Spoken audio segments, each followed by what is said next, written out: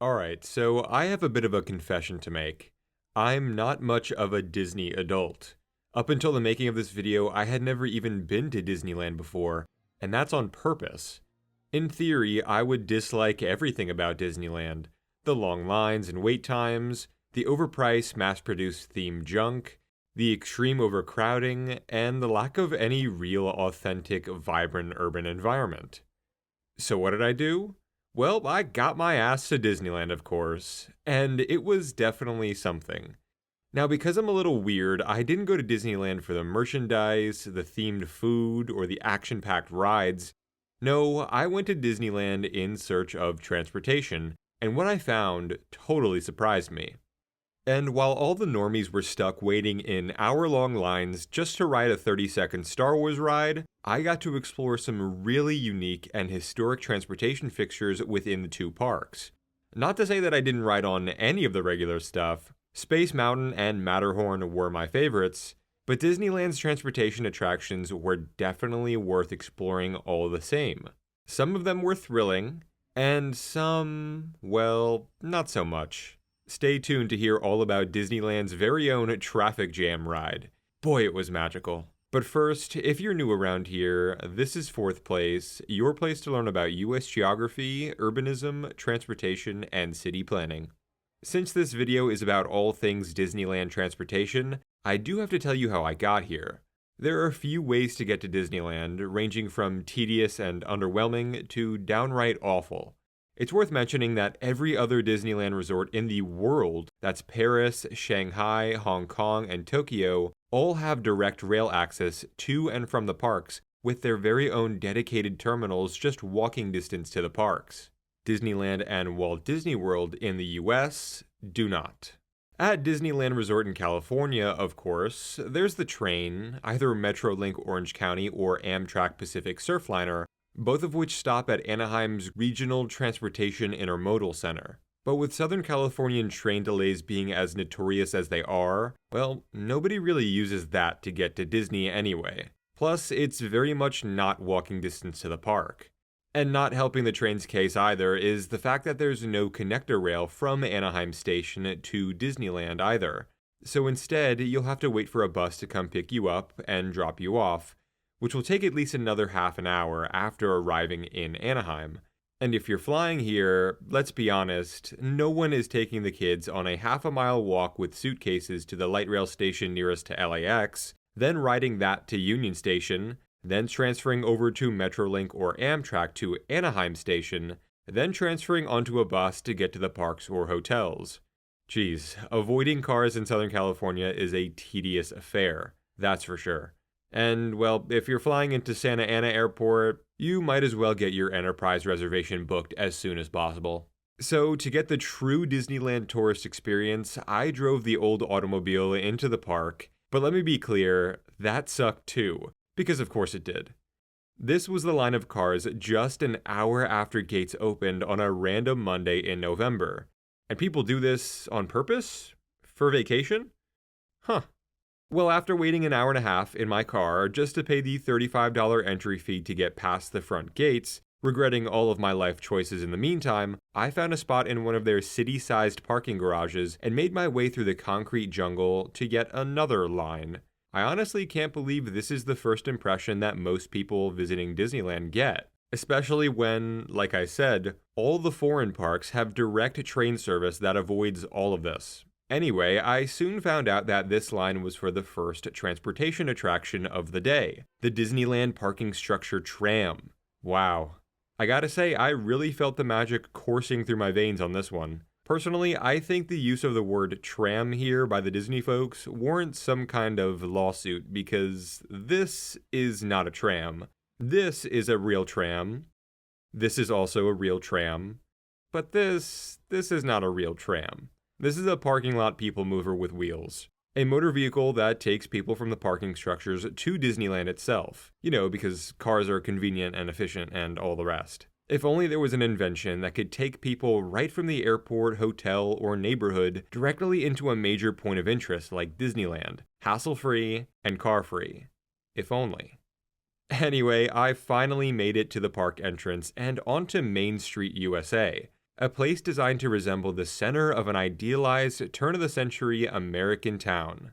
And to my surprise, it kinda nails it. Apparently, Main Street USA was modeled off of the downtown of Walt Disney's childhood hometown of Marceline, Missouri, and also randomly Fort Collins, Colorado. Weird. But wouldn't you know it, I was just in Fort Collins, and I can definitely see what they were going for here with the colorful, human-scale Victorian buildings. This place is genuinely a nice area to be in, despite the time-dependent massive crowd sizes, which do kinda hinder the walkability and exploration factor. Main Street USA was designed for sightlines and aesthetics, not as some sort of organic, people-centric third place, but it's nice nevertheless. Could you imagine if America was still full of all these prosperous turn-of-the-century main streets? It's so iconic in the American psyche, but I feel like it's been lost. The first relic in Disneyland of a more idealized time and place. Unfortunately here, everything is fake. The smells, the small business fronts, even the horse-drawn streetcar. Okay, well that last one isn't actually fake and is kinda cool to see, even if it doesn't serve as a practical mode of transportation throughout the park. But I'll tell you what does. That's right, it's monorail time. As a kid, I always wanted to ride the Disneyland/Disney World monorails, and I'll admit right off the bat, these things were awesome to experience in person. This is such a cool mode of transportation, and it wasn't even my first time on a monorail. That was last year in Seattle, where I took their monorail to the Space Needle from downtown. But this was really cool too, especially because it was America's first daily monorail. Walt Disney originally envisioned the monorail as a practical form of public transport for the future, but of course, the technology would never catch on in the US. Unfortunately, the Disneyland monorail came about during a time when America's, and particularly Los Angeles's, obsession with the automobile was increasing, and it's really too bad, because in my experience, they offer some of the most scenic and unique urban public transit experiences. I mean, just look at this thing go. It's pretty special. The Disneyland monorail has a top speed of 30 miles per hour, making stops at Downtown Disney and Tomorrowland, which is where I boarded the transportation attraction. It's unfortunate that Disneyland doesn't have a more robust monorail system that makes like a dozen stops throughout its two parks, but that might get a little impractical and unreliable, as it's often difficult to load people on and off this thing in a timely manner, and also they would have to somehow verify park hopper tickets quickly and securely, which I just can't see happening anytime soon. It can be done though.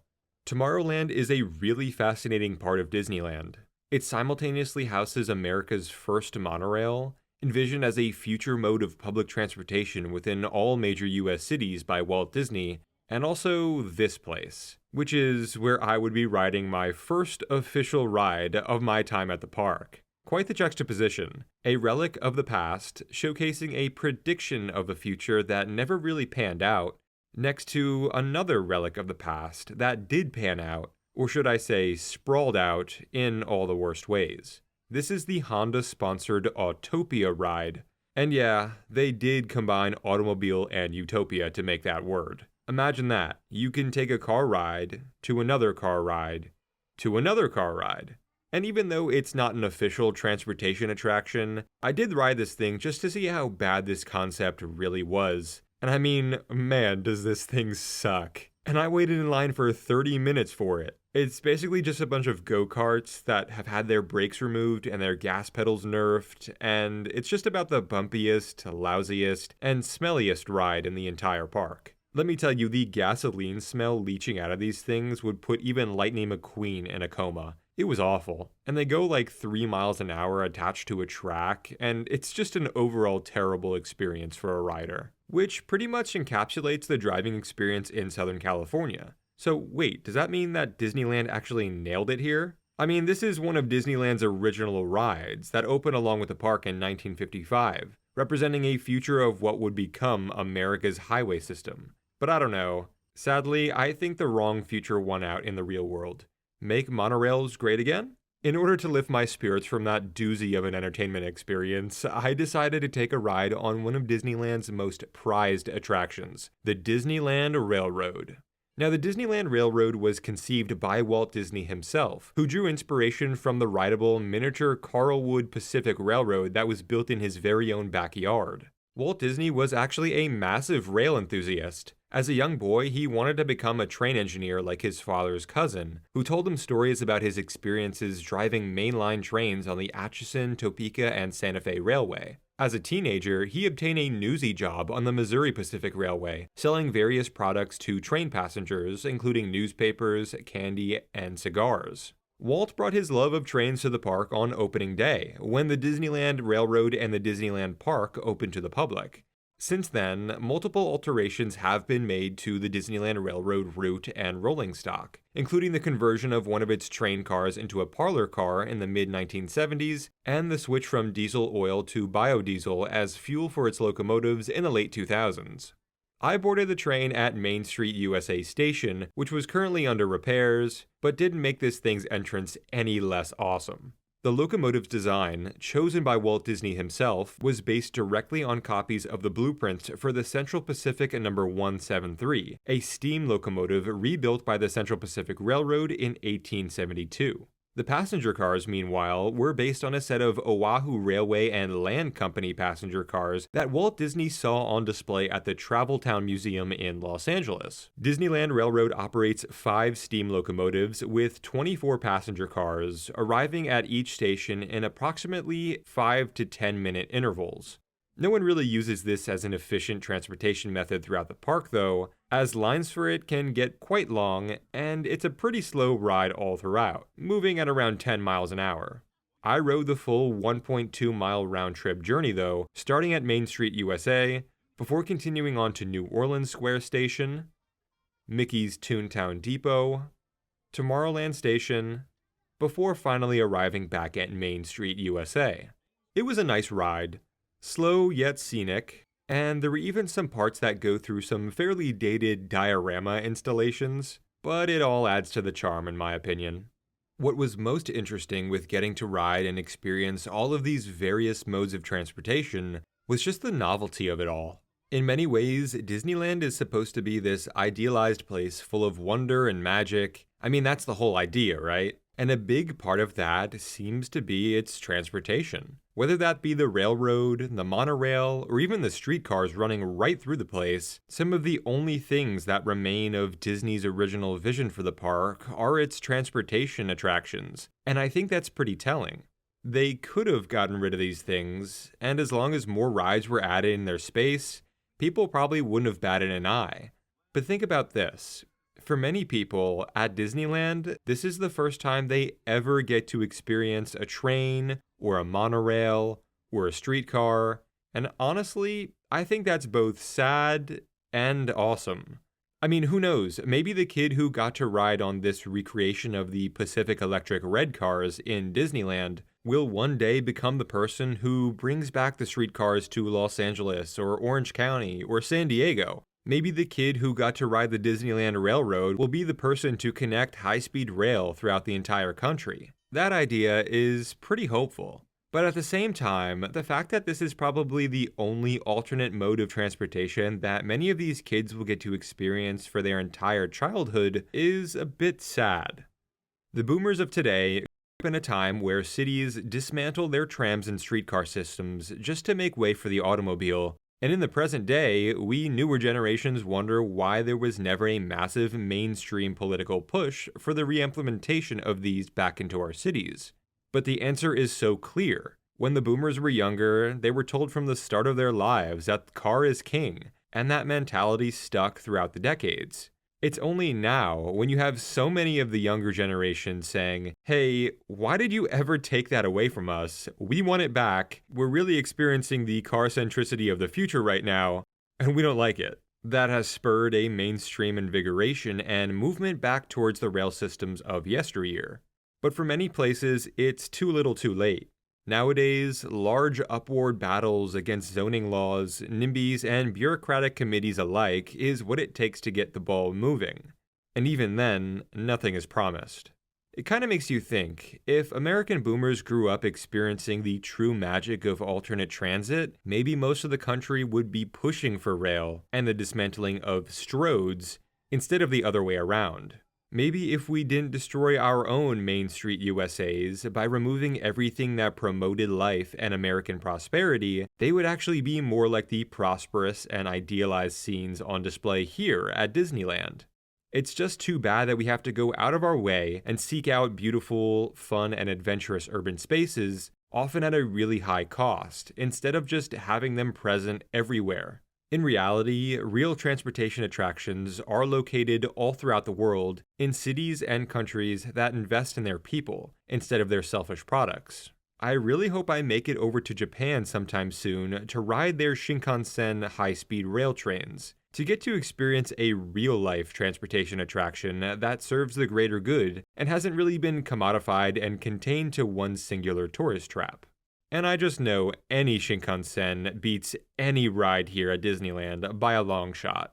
The thrill rides already exist, people, and they're not at Disneyland. Well, okay, with maybe one exception. For now, unfortunately, America's real transportation attractions have yet to be built, but at least Disneyland gives us a small, commodified glimpse of what could have been, but also what still could be. Speaking of, Orange County is currently building a brand new streetcar system in the city of Santa Ana, which is slated to open in August 2025. And I am really excited to see it through. And during my time in Orange County, I went down to Santa Ana to check the progress out, and I plan to make a video all about it. So if you want to see that video coming soon, all about the upcoming OC streetcar, or any of my other upcoming videos, be sure to hit that subscribe button. And if you enjoyed the video and would like to see more like it, hit that like button too, it really helps out. But for now, I'll see you next week from 4th place.